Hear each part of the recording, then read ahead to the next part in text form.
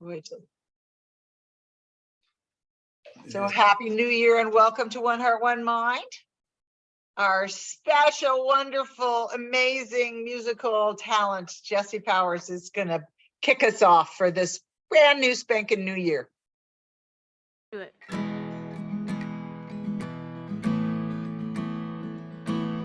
Sunshine on my face and the day is made of magic. Sometimes I still find a way to make my life seem tragic. Good things pour down on me like summer rain. It's so warm. I try to run, but it's so much better to dance in the storm. I see my blessings in everything. Feel free to sing along. I see my blessings in everything. In everything. One more time. I see my blessings in everything. Things crumble into chaos and I don't know where to turn next.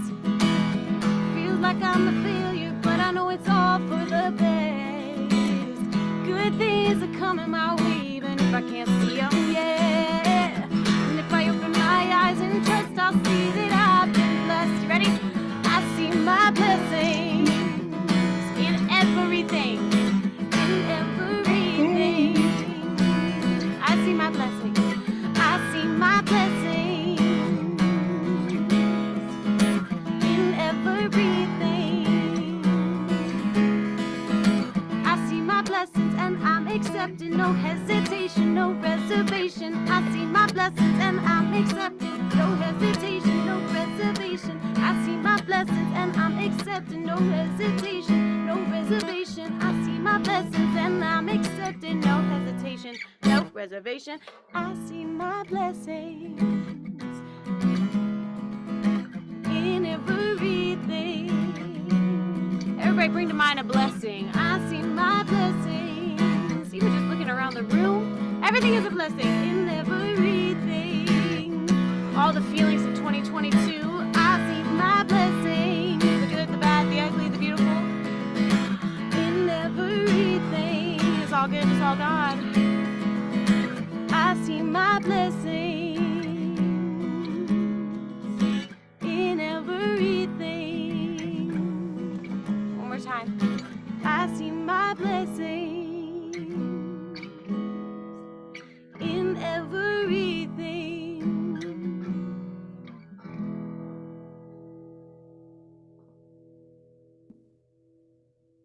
Oh, so true. In everything. Thank you, Jesse. So I would like to invite our lovely and beloved Reverend Leslie Massopust, who's our practitioner of the day, to kick us off with our invocation. Welcome, Leslie. Thank you.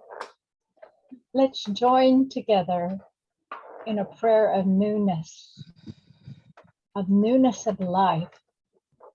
For we know all that there is to live is to right here and right now. And that 2022 has already passed and it is now a new year and it's not going to be the same as it was before. We know it is a time of new experiences, times of merriment and joy and exploration. For we have placed our order with Spirit, and Spirit knows what it is that we want and works with us in bringing that about. And we know that whatever our concept of God is, that it supports us. We are grateful for what we have lived through in the past and look forward to 2023. And we look forward to it in joy and peace and harmony, knowing that whatever new information is given to us, it is given to us in a way that we know what it is when it shows up. We understand it and we can easily use it. We are grateful for our oneness with our higher power and this philosophy of life that we live in, knowing that we all grow spiritually as individuals, and it is a nonstop, ongoing process. We say thank you, thank you, thank you for this. We let it go, and so it is. And so it is. Ooh, Okay. that was a good one. I brought to you today 10 ways to have a spiritually refreshing new year. And number one, it says, choose one word that will set the tone for the year. Think of it like a chapter heading for a book in your year of life. Print the word out and place it in a part of your room where you will see it every day. 2 is to be grateful. As the year comes to a close, spend some time focusing on gratitude. You can write it in a journal or thank a friend who helped you during a tough time this year, or attend a religious service, or have your own spiritual celebration, which we're already doing right now. It says, write a letter to yourself and store it in a safe place to be read at the end of the year. 6 is carry out a small act of kindness. Pay the toll for the car behind you, or bring your neighbors a tray of baked cookies. Think of just one way to practice kindness today. Make a remember-lutions jar. Instead of focusing on goal-oriented New Year's resolutions, fill a jar with notes about your favorite memories and the accomplishments over 2022. And remind yourself to be happy all year. Choose one random day each month to do something that makes you happy, whether it's treating yourself to a facial or cooking a dish you've been meaning to try. Use a calendar app to schedule your good intentions on New Year's Eve and throughout the year.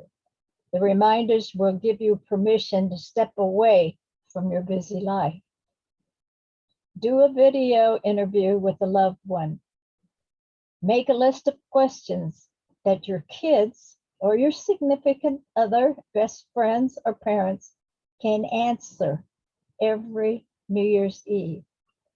Tape the interview and make sure that you keep the tradition going every year to see how your answers change. And the last one is make resolutions that give you joy. Mark Twain once wrote that New Year's is the accepted time to make your regular annual good resolutions.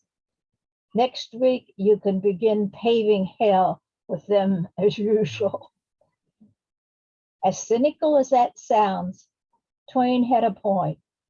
Only about 8% of people actually carry out their resolutions. But that doesn't mean you should stop the practice altogether. Resolutions can help you reflect on the past and build dreams of the future. This year, commit to making small changes that give you joy. Frame your resolutions as questions instead of statements. For example, will I try meditating more this year? Instead of I will meditate more this year. Studies show that people phrase these goals as a question, they're more likely to follow through. So we begin with a happy new year and a refreshing tips to express it. And Reverend Michelle, if you will give us our January affirmation.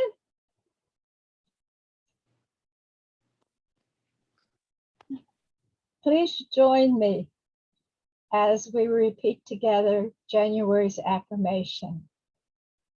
As the new year dawns, I invite Spirit within to guide me to live deeply with purpose, live wisely with humility, live gratefully with generosity, live fully with loving kindness, and to daily renew my heart. And so it is.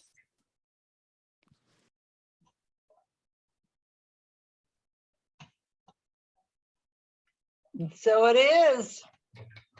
Thank you for that, Leslie. Yeah, but resolutions have often gotten a bad rap, but I like posing them as a question. What a great way to do that. I'm all about empowering questions. Yay. All right, Jessie. You got some more music for us, honey? You know I do. I know you do. This is a brand new one. In honor of the new year, which is always a wonderful death and rebirth. But we don't have to wait till January 1st to be reborn, of course. We are reborn every day and pretty much every moment if you really want to go there. It's a waiting game. Die into the light. It's just a waiting game till it's time. And the winter is coming, no matter what we do. And the springtime of the soul is coming too. And when all the old ways pass away, and every night has had its day, I'll step into a brand new way of seeing, and I'll be born again. Oh, I'll be born again. Oh, I'll be born again, and then I'll see. In the end, I'll always be born again.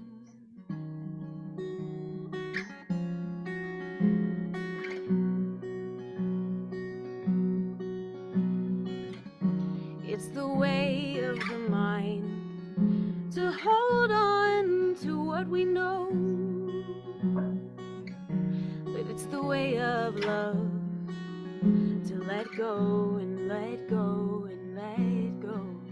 So let go and let go, let go. And when all the old ways pass away and every night has had its day, I'll step into a brand new way of being, and I'll be born again. Oh, I'll be born again. Oh, I'll be born again, and then I'll see. In the end, I'll always be surrounded by love, surrounded by life. I'll open my eyes for the very first time, and I'll be undone by the glorious sight, a truth I've been searching for all of my life. Surrounded by love, surrounded by light, a truth I've been waiting for all of my life. Surrounded by love, surrounded by light, a truth I've been waiting for all of my life. And all the old ways pass away, and every night has had its day. I'll step into a brand new way of being, and I'll be born again. I'll be born again. I'll be born again.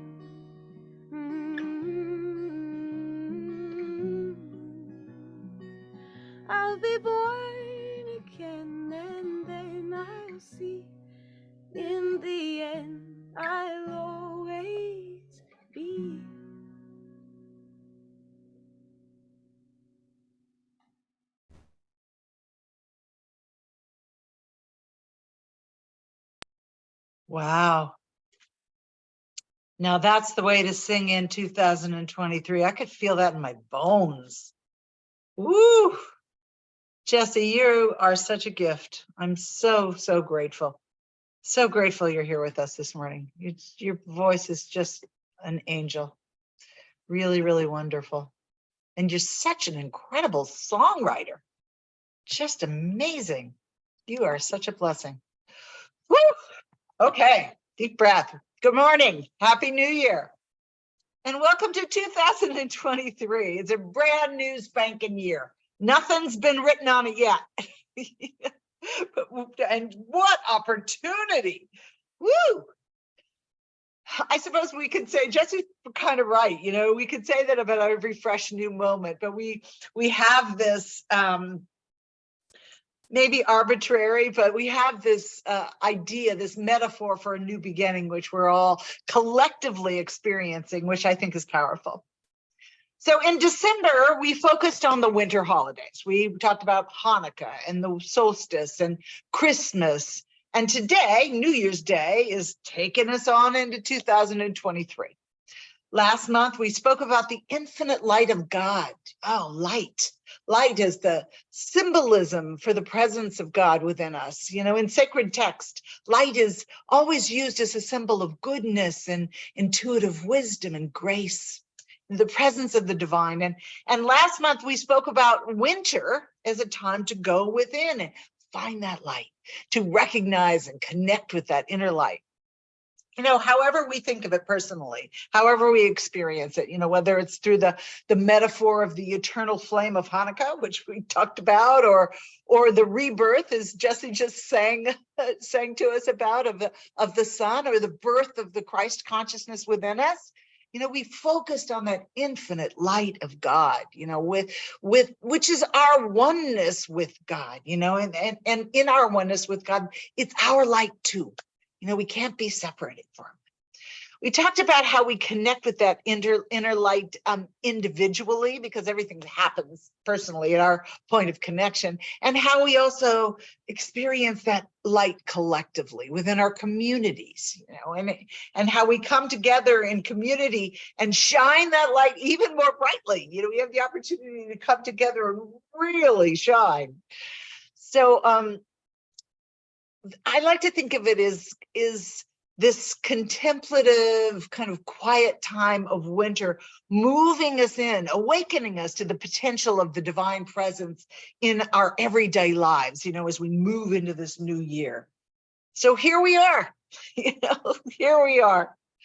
We can think of the celebration of New Year as a time of reflection that moves us into action. I like that idea, you know, and isn't that the way of life, you know, connection and action? You know, it just opens up a space where we can kind of ponder our lives and reflect on how life's going for us. How's our life journey going? You know, it can be a space for us to really look at what things satisfied us this last year. You know, New Year's Day is an opportunity to look at what has guided our thoughts and our decisions throughout the previous year, kind of a time to wander back down memory lane over the last 12 months and ask ourselves some questions. And I asked this question in our intention setting, our release and intention setting yesterday.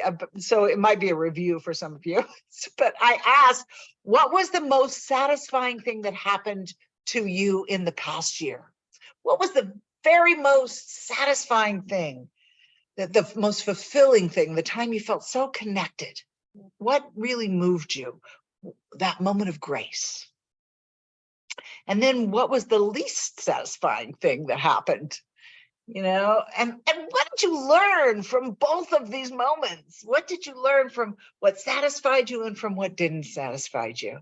I like to look for the old patterns, you know, that I may have repeated, you know, old thoughts, feelings, behaviors, things I'd really rather not do again. I'd really rather not repeat that, you know, things that I like to call, to put a positive spin on it, I like to call my growing edge. You know, this is where I'm growing. This is where I can move forward. This is where I can create some new thoughts, feelings, and behaviors that will shift me out of those old stubborn ways. And then I like to look for patterns that I was able to change and create something new in my life and give myself a nice high five for those things. You know, I like to look for those moments of grace.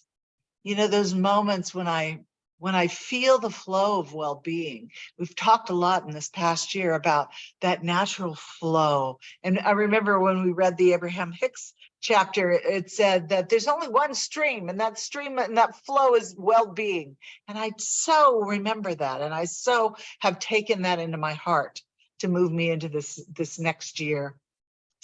You know, the flow of God is in and through all of our lives. And just to be grateful for those moments, I think, is a very powerful thing to do as we pause and consider the new year.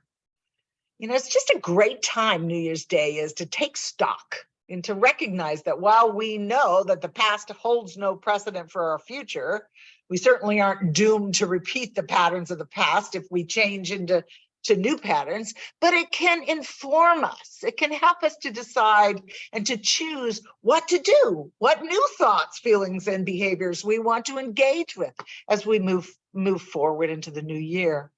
You know, and as the holidays fade away and life, you know, it's been really, really busy for the last few weeks. And then all of a sudden we find ourselves kind of getting back into that natural rhythm of our lives again, you know, and we could decide, here's the moment. Will it be the rhythm of the past, or will it be the rhythm of something new? You know, will I choose new thoughts, feelings, and behaviors that bring new and wonderful experiences into my life? You know, I mean, honestly, it's a privilege and it's also a responsibility. What will I do with my life? I'm completely empowered to decide. You know, there's a minister in our movement, Scott Aubrey. He sends out these wonderful weekly emails. What a gift he's been. And he sent in one of his emails, he sent this quote, and I thought, oh my gosh, that's brilliant. And I just wanted to share it with you because it really gets to this point of, you know, yes, we move through these celebratory times, but what about the day after? So he wrote this, he wrote, we do well to pay attention to the day after the chief moments of our lives. For on that day, we tend to return to customary living. Our values, beliefs, and intentions are revealed on the day following the momentous occasion. I think that's true. The second mile of the long race, the day after a new beginning, the energy of the day after sets the tone for our going forward. How true is that? So here we are. You know, we've just crossed the not the finishing line. We've just crossed the start.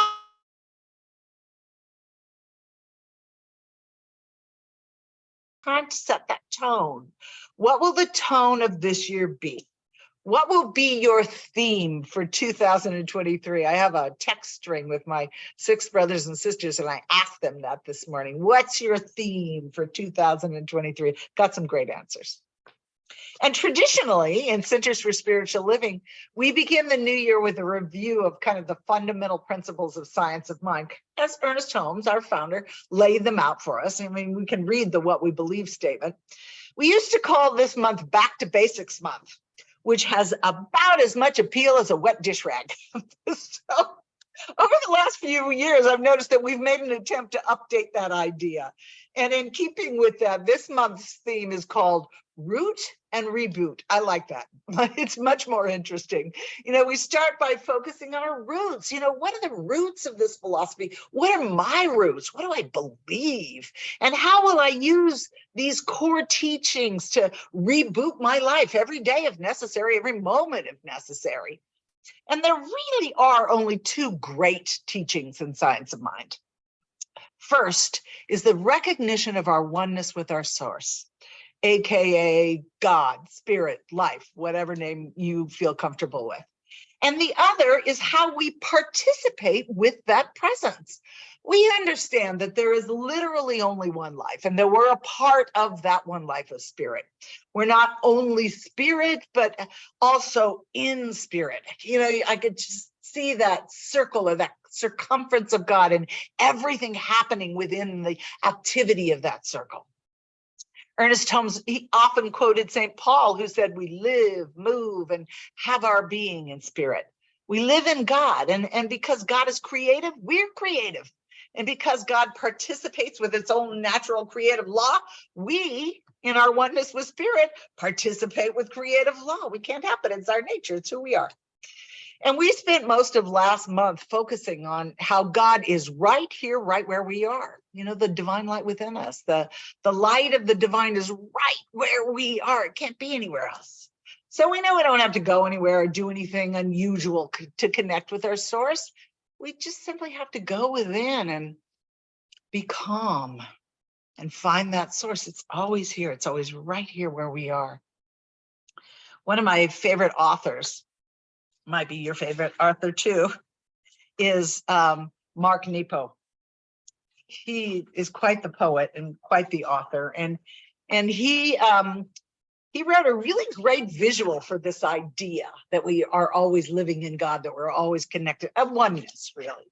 And I wanted to share that with you. And this is from his Book of Awakening. I love this book. Well, anyway, he wrote, imagine that each of us is a spoke in an infinite wheel. And though each spoke is essential in keeping the wheel whole, no two spokes are the same. The rim of that wheel is our community, family, and relationships. Gosh, I can just visualize that. But the common hub where all the spokes join is the one center where all souls meet. And that point of unity is the atom of God. Oh, it's such beautiful language and such a beautiful visual, the atom of God. You know, and as I was putting today's talk together, I realized that we have a very current example of how things can go awry when we try to operate outside the hub. You know, as I'm sure you've heard, we've had some severe weather storms across the country over the last couple of weeks or so.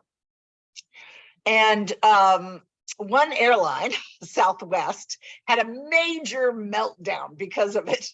Southwest Airlines was responsible, I looked this up, for more than 90% of all the canceled flights across the country over this stormy couple of weeks.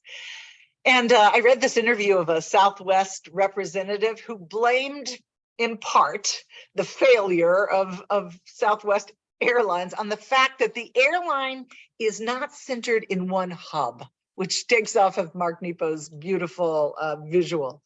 And because of their kind of outdated IT infrastructure, apparently it can't handle rescheduling crews during the storm. And, you know, this representative said that most airlines are centered in one hub.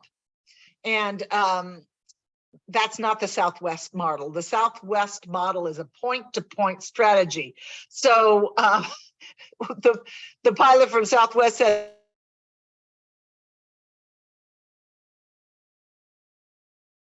model, which can put their crews in the wrong places without airlines. Can you imagine?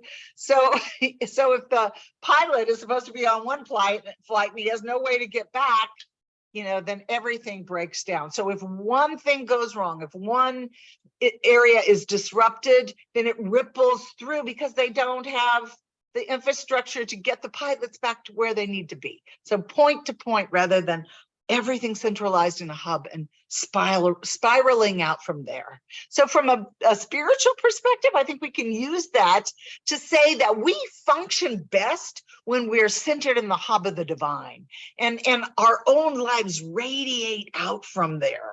You know, and of course, the hub isn't really a place. It's a state of being, a consciousness, and it is right where we are. It's always right where we are. The light of the divine is always within us. There's another funny story. Today's kind of a story day for some reason. There's a story about a guy who is writing a book. and he wanted to write a book about all the spiritual communities across the country, across the United States. So he began by visiting churches and spiritual centers all over, but he started in San Francisco. And he went to this large Christian church first. And on the back wall of the sanctuary, he saw this golden telephone. And it was on the wall, and a sign was underneath it that read $10,000 a minute. So he was a little puzzled. And so he went and he found the pastor and he asked the pastor, what's up with the golden telephone and the sign? And the pastor told him that that golden telephone was a direct line to heaven. And anyone who pays the price can talk directly to God. So he thanked the pastor and he continued on his way. And he went to dozens of different churches and spiritual centers all across the United States. And each and every one had that same golden telephone with a sign under it on their back wall. And until finally he arrived at a New Thought church. He probably knew that was coming. And he sees the same usual golden telephone, but this time the sign says, calls 25 cents. And so he's fascinated. He's intrigued now. And so he goes and he finds the minister and he said, Reverend, I've been to churches all over the country and all of them have this golden telephone with a direct line to heaven. But in all those churches, the fee was $10,000 a minute. Your sign reads 25 cents a call. What's up with that? And the minister smiled and he said, oh, well, here we know that God is within us. So from here, it's just a local call. God's already in the building. I thought that was a funny story. Anyway, we know that God is always right where we are. God's always here and always in the building, always within us. And this is the spiritual principle that's the core of the Science of Mind teaching. And it was also the core of Jesus's ministry too. You know, he said, I and my Father are one. And he went on to say, it is done unto you as you believe. And we often language this same principle as love and law. Love leads the way and law makes the way possible. In our oneness, we participate. It's the same principle. So I read a lot of stories today, but there's one more story. I apologize in advance. And it's about a woman who had gotten contact lenses, and she was telling her minister how they were very difficult to wear, and they were really bothering her eyes and very uncomfortable at first, until she realized that she and the contact lenses were one. And then the problem cleared up. And at first the minister, he thought, you know, he didn't really respond well to her statement of contact lens oneness. And then she stopped and she thought, you know what? When I move out of my judgment here that this woman is a little wacky, you know what? She's right. You know, the whole thing about oneness is a nice idea, but do we take it literally? Here's the thing, it is literal. The entire universe and everything and everyone is connected in it. The woman who wore the contact lenses and her lenses are one in the allness of God. You know, we're connected in consciousness in the one life. There's no boundary, no place where I stop and where you begin. You know, Ernest Holmes told us very clearly. I was thinking about how many times he went into a teaching on oneness. You know, there's only one substance in the universe, taking different forms and different shapes and becoming different things. He called it multiplicity from unity, just like the contact lenses. We're all made of God stuff. We all share its qualities within our oneness, you know, the qualities of goodness and passion and peace and love and compassion, vitality, joy. We could name so many more. You know, in the science of mind, this is our number one truth. These God qualities are our qualities because we're one. And there's another line in the Science of Mind text somewhere where it just popped into my head where Holmes says, one, one, one. He's very deliberate. He really wants us to understand that just like the wave with the ocean, all of the qualities of the sea are in one cup of water. If we dip our cup into the sea, it has all of the qualities of the ocean in it, and all of the qualities of God are in us. You know, we are nothing more than a cup of God, if you will. You know, we're no more separate from God than the wave is separate from the ocean. And sometimes that's really difficult in our humanness, to wrap our head around, because we see these different bodies wandering around, these different objects, all springing from the same source.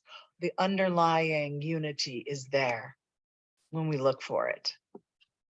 There simply can't be God in something else. That would be two-ness, not oneness. And when we talk about oneness, and I'm sure you've heard this, people usually say, well, what about evil? How do we explain what happens that looks and feels like evil? And what we call evil, and the science of mind teaches this, is really born out of a human idea. It's the illusion of our separation. It's born out of the false idea of us against them. And, obviously in our humanness, we sometimes act destructively. In our humanness, we sometimes hurt each other. But there's no evil in and of itself. There's no entity outside of God. God is all there is. I found another, let's see if I can find it. I had another quote from Holmes about that. He said, when God is all there is no duality. Duality is a symptom of our error thinking. When we live in harmony with the allness of spirit, we are living in the unity that is the truth. Ugh, I love that. And when I was doing the meditation this morning, I guided us into that sense of unity, and it's an experience. And if we can remember that experience when we come out of our meditation and walk around in our world of humanness, we can begin to see that unifying thread that draws us together, that unifying essence that underlies all life. There's a book by a woman named Joyce Rupp. It's called Out of the Ordinary. And she has a great take on the way to look at the new year that lies ahead of us. Actually, Leslie kind of pointed out some of these ideas. I was thinking, oh, she's giving a preview to my talk. But anyway, Rep has this list of questions, and I'm just going to give you a couple because I thought they were worth noting. I thought they were really pretty right on. So she asks, what name would you like your New Year's journey to have? I thought that's so great.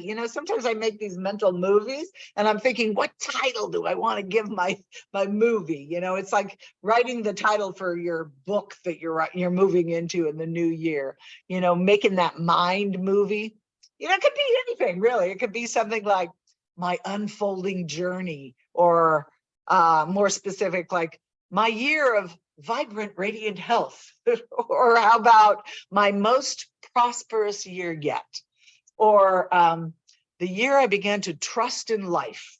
It can be just kind of a way to focus us. I mean, if let's say my title was The Year I Began to Trust Life, when I start getting off track, I could say, oh yeah, this is my year that I began to trust life, that I am trusting life. So one of the other questions that Rupp asks in her book is, what gifts do you bring with you into the new year? Take a moment and without judgment or censorship, ask yourself, what gifts do you bring from the past year, from your past experiences? Because we learn lots of stuff from our past experiences. What are you going to bring forward? What's your growing edge, as I said earlier, that you're going to draw forward into this new year? And what inherent gifts do you have within you right now that you haven't yet developed, that you'd like to develop and bring into the world to be of service to yourself, your family, your community? What are you going to bring to the party this year? What can you contribute and give? What a great question. What am I going to bring forward? So the last question that she asked, and I think it's a good one, is, do you find any resistance within you?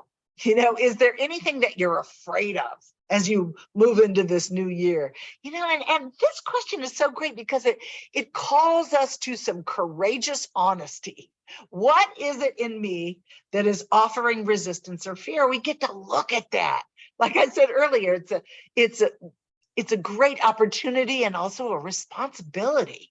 What's rising up in you? And it's been my experience, and maybe it's yours too, that the areas in my life where I have any resistance or any fear are the areas where I've had my greatest wounding, where I've felt the depth of pain. For example, for years, I struggled with finding a way, oh, made me cry, finding a way to befriend my older sister, who is devoutly Catholic. And I made her a representation of all the things that I didn't like about the Catholic Church, about my upbringing.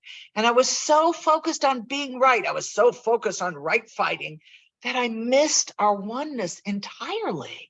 You know, and it wasn't until I was able to let go of the idea that I had been wronged somehow, that this wasn't a great opportunity to move forward. It wasn't until then that I was able to see her in her own light, you know, regardless of our individual personal experience of God. God, what does that matter? It simply doesn't matter. And now I use this affirmation that I was given at a time when I was really struggling to let go of something that I just couldn't seem to get over. And I shared this yesterday in our New Year's Eve day ceremony. And the affirmation is that I forgive myself for making you, whatever it could be. You could be an event, a person, an institution, an object, something that happened in your life. I forgive myself for making you the object of my discomfort and pain. Because it's never about anything outside itself, ourselves. It's always about what's going on here within us. I forgive myself. We forgive ourselves for making the people and the objects and the things in our lives wrong, to blame and judge, to making them the problem. They're not the problem. There is no problem. We just have to realize who we are. You know, that's one of the reasons why I love the interfaith work that I do through Point, is because we come together in the commonalities. We don't blame and judge and make somebody else wrong. You know, we can sit in our oneness rather than in the illusion of that separation. You know, and here's another area where we can practice what we talked about so much last month, to rely on our inner light. You know, here's where we rely on the collective inner light of others to light our path. We're never alone. We're one. We draw strength from the love that others have for us, and we draw courage from the love we have for them. We're blessed when we know that we're loved and that we love, and that as we reach out, we're embraced, and that as we receive, as we give, we receive. We know these things. And this is the meaning of true spiritual community, to be able to interact in this way and to shine our light together. And one last question that Rupp asked was, what is your relationship with God? Whatever name you use, spirit, life, the all that is. What is your relationship with God as you pause on this threshold of the new year? You know, and this can be a guiding question for us, and maybe a good title for the new year. The year I deepened my connection with God. The year I deepened my trust and my enjoyment of life. That's kind of a long title, but it works. So here's the thing. As we kick off this new year, you know, let's take note of what it feels like in our oneness. You know, let's notice those light moments of peace and of love and of compassion, of awe and wonder. You know, notice how they come at the most unusual times. Have you ever noticed that? It's like these flashes of inspiration will rise up in you when you least expect it. When you least expect to see God, there it is, right in front of you. Just notice where God pops up in your life. And pay attention to how this presence, this experience speaks to you in your life. Listen with your heart. Listen with your whole soul and your whole being as we move across the starting line, move into this new year. So let's pray on that. Let's know that all there is God. All there is God. Me and the contact lenses, we are one. I am one with the experience of the divine light, the divine presence, the divine beingness of God. It is joyful, and I am awed and in gratitude at this oneness. And this is true for me. It is true for every living being on this planet. We are all in this circumference of God, whose center is nowhere. So I speak my word for and about each and every person that is on this call and each and every person that is not, that there is a shift, that there is an awakening. There is a call to know more of who we already are, right where we are. I invite in the experience, the brilliance, the light, the love of the divine presence, moving effortlessly and easily through our lives in ways that we have never even imagined. In our goodness, in our health, in our prosperity, in our rich relationships, in our work in the world, in our service, and the joy that it brings. I know this for each and every one, for all life, for the mother herself that we stand on, and for every sentient being in this universal order that we call life. So I'm just so grateful for this. Gratitude just opens you up even more. We sit in gratitude, knowing all is well, releasing this word, releasing this prayer, knowing it is already done. We do our work and we just let spirit do spirits. And we signify our agreement by saying together, and so it is. So it is. Yesterday, I at our candle lighting, intention setting, and releasing ceremony, played Karen Drucker's song, "The Call of Something More," and it really, I love that song because it really opened me up to think about, as I move, what's calling me forward? What is calling me forward? So we can think about that as we move through the day. So I don't recall is it you, Rob? Are you? He's raising his hand. He is going to do our time of sacred giving. And, let me just encourage you to give. Many of you do, and I am so grateful. And it is such a joy to see that we all come together in community. But I think it's important to support the things that feed us spiritually so that we continue to be fed in new ways outside of this community as well. So I'm sorry, Rob, I stepped on your toes there a little bit. Not at all. I can simply say what she said. And okay, I do have let me get the ways to give a thing up here. I'm lagging. Here we go. Sometimes I've noticed that after I give the talk, that why is that not coming up for me? We know what it says. It says you can give by Venmo, and you can give by sending a check to Jim Massopust. We don't know the giving affirmation, so. I've got it. Hang on, I actually pulled it up here. Here we go. Sometimes, like I said, a little ditzy right after the talk. Okay, there it is. Okay, and one more screen, and we'll get the. So there's the Venmo address if you need the Venmo address. That's true. Yeah. Okay, and here's the affirmation. There we go. Join with me if you would on our sacred giving affirmation, which says, everything flows from the nature of God's good. We receive from this flow, we give from this flow. We give in gratitude and in love. We have faith in the infinite giving nature of spirit, and so it is.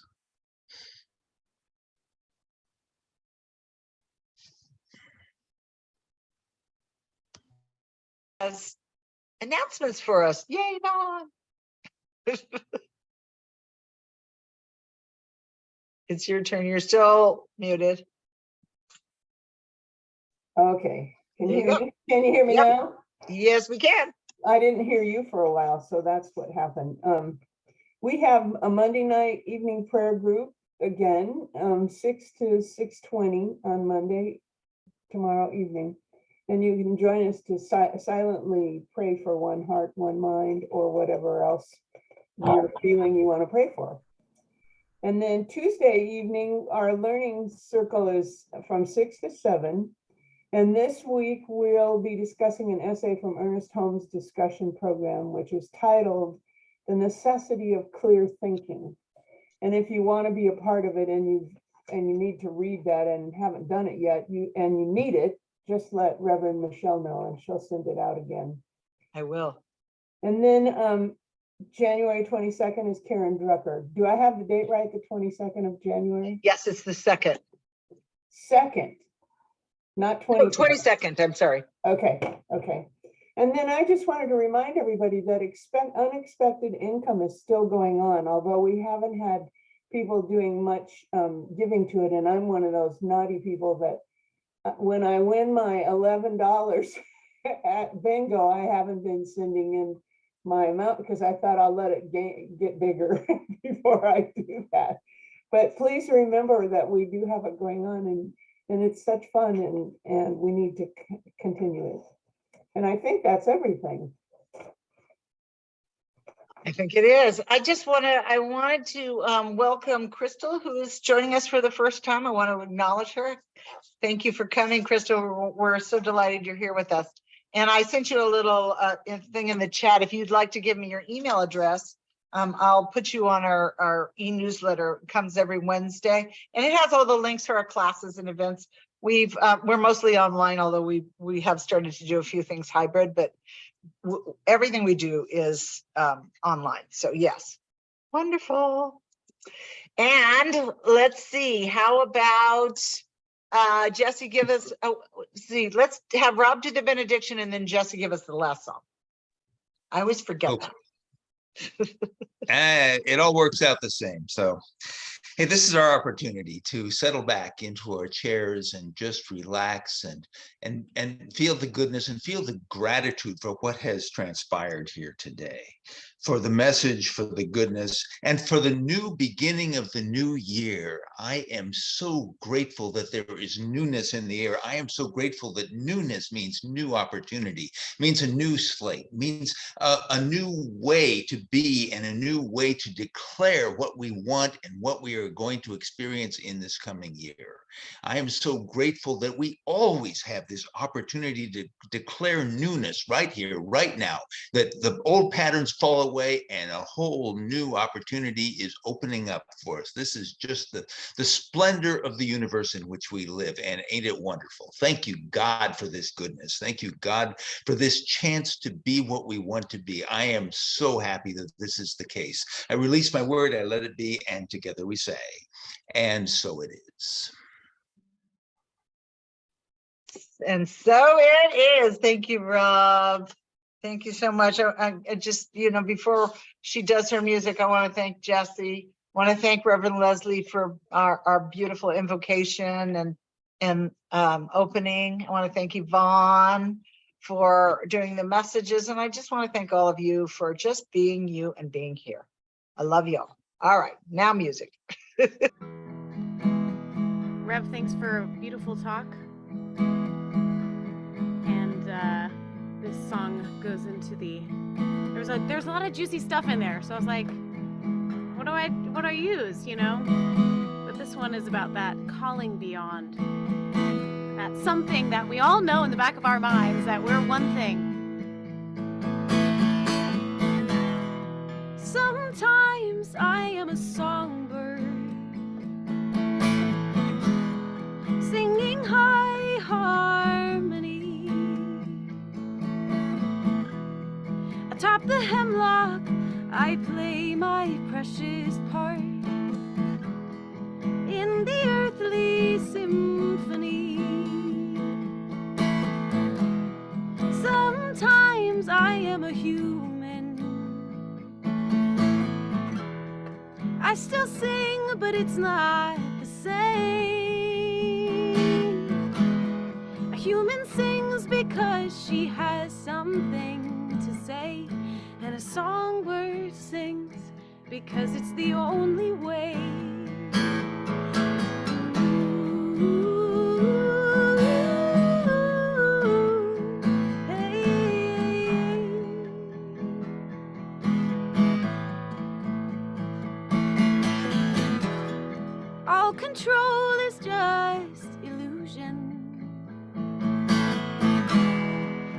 it's freedom we possess. Such a small price to let go of what we do not have. To remember we are infinite. Brother, sister, do you remember me? Brother, sister, oh, I remember you. Brother, sister, do you remember me? Brother, sister, oh, I remember you.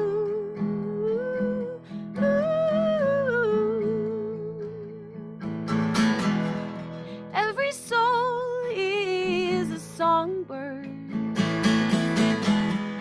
Every life is a song. Every moment a definition of perfection. Beyond right, never wrong. Brother, sister, do you remember me? Brother, sister, oh, I remember you. Brother, sister, do you remember me? Brother, sister, oh, I remember you.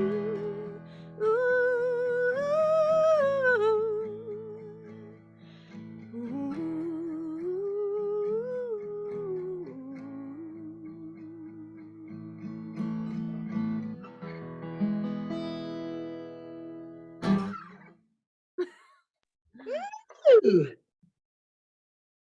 Has anybody ever told you that your voice has shades of Joni Mitchell in it?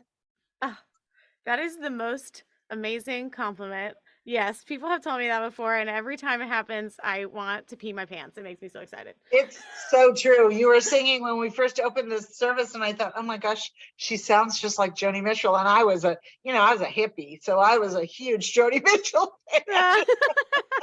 Joni Mitchell is amazing. She's so Oh, awesome. Thank you. Amazing. So I just got a text from Jean, who, bless her sweetheart, she does so much for us. She's our really our IT person. She's very good. Anyway, she asked me to remind you, I'm going to share it on my screen because I think it's important. We are doing a Reading the Science of Mind in 1 year. And so I have the first week. You go to our Facebook page, which I just put up. It's One Heart, One Mind Center for Spiritual Living. And every day will be a reading from the Science of Mind textbook. And if you listen every day, you will have read the entire Science of Mind textbook. So I'm reading the first week. I think I did the first 8 days. And then I think Relaine takes over after that, and then Jean, and then I believe Lisa is doing a week. And then we're doing that all through the 12 months. So mark your, let's see, can you see, I don't know if you can see the Facebook page thing up here. I can probably copy it and put it in the chat, just so, that's what I'll do. There we go.